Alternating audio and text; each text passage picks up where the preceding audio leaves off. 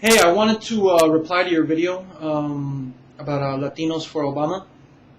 Um, I guess the intent of the video was to persuade voters to not vote for Obama. Obviously, the target audience was the Latino community. However, I have a general problem with something said in it, and that was that he does not support free trade with Latin America, but supports free trade with Africa. This is a very big issue, a very very big problem that I think we as the Latino community need to understand, and that is the depth of how bad free trade is for us as a whole. That is to say, for the world as a whole, but especially us in Latino, our native countries in Latino America, and for the U.S. in itself as well. The U.S. has become a victim of free trade. You see this through the outsourcing of jobs. Outsourcing has become an issue in this country in this past couple of years because basically jobs are going overseas. Why? Because there's cheaper labor. All free trade essentially is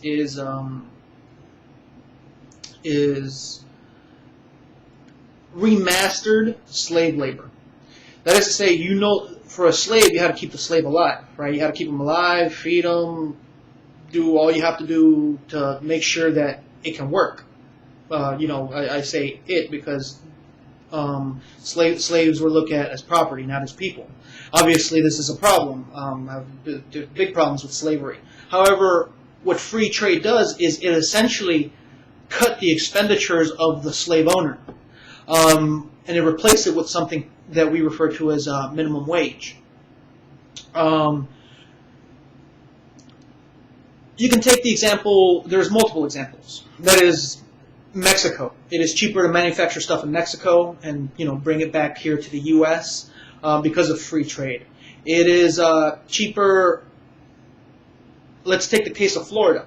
You have oranges. Oranges are picked in Florida. It is cheaper to pick the oranges in Florida, ship them to China, and then process it. That is, squeeze them, package them, whatever you need to do, and ship them back to Florida to resell them. It is cheaper to do that than to do the whole operation in Florida. And this is what free trade promotes. Free trade promotes that minimum wage overseas. And a lot of times overseas is countries, third world nations where cheaper labor is found practically everywhere. You can go into Mexico and hire people for next to nothing compared to here. So what it essentially does is it kills the productive means of society. That's what free trade does. If you take the case of Haiti, let's take Haiti. Before free trade came to Haiti, Haiti produced rice. It was their national product. So you had rice being grown in Haiti, and it was one of their leading industries, for their GDP, their gross domestic product.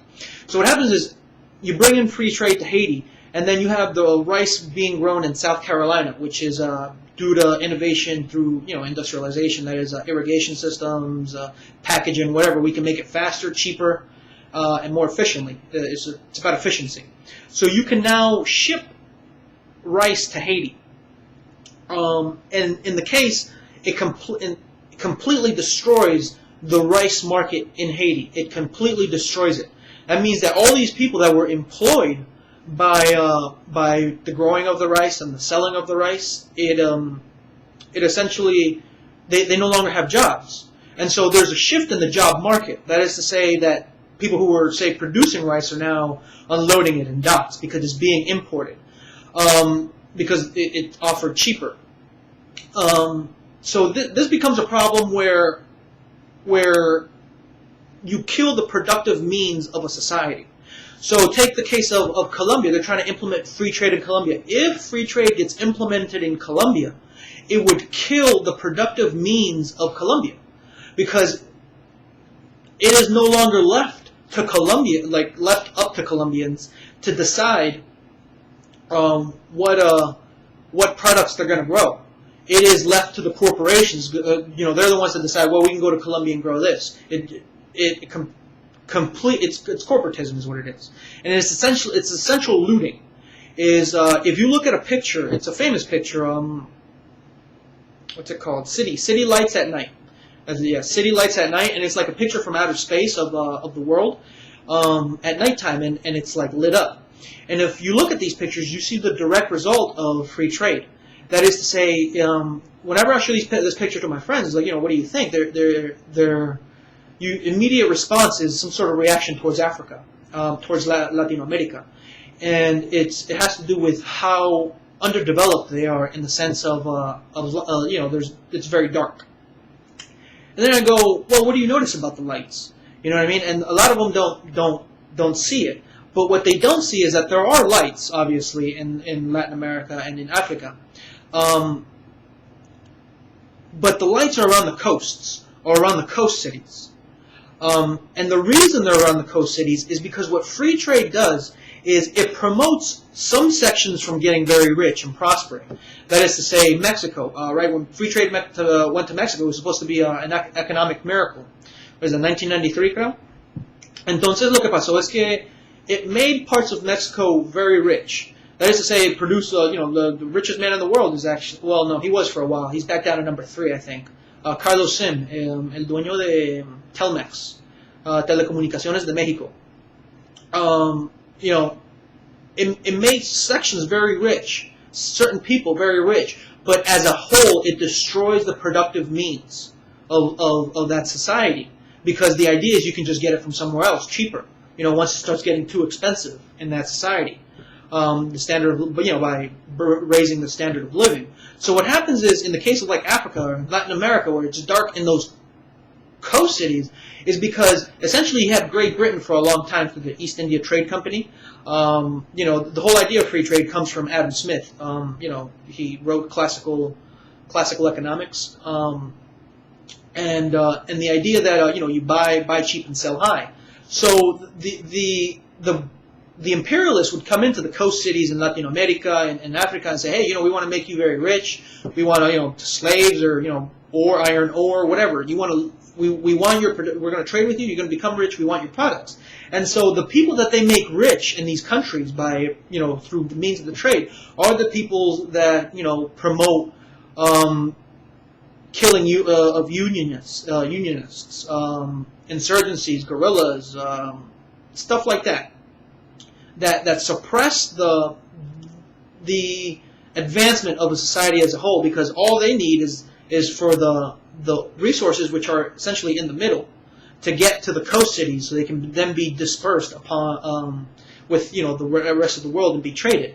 So esto es lo que pasa con Latinoamérica, and this is the issue. This is what produces people like Hugo Chavez and other extremists in Latin America. It's this policy, and against this policy, there is no difference between McCain and Obama. They're essentially the same thing. You know what I mean? That's why on the issues that really matter, I used to say like the bailout last month, where essentially it was socialism for the rich and capitalism for the poor, is what it was. Where they bailed out the companies with $700 billion. That was just a facade, though. It was actually trillions that they gave these companies. But the idea is that there is no difference between Obama and McCain there. They both are for it. And so that's something you need to understand, that whether you're against or for Obama, it's irrelevant to Latin America, because what you have to do is you have to understand the issue, and the issue is not Republican or Democratic. The issue is about the moral fitness to survive, and free trade completely destroys that fitness. So to say, it destroys our cultures, and we need to do away with free trade. Thank you.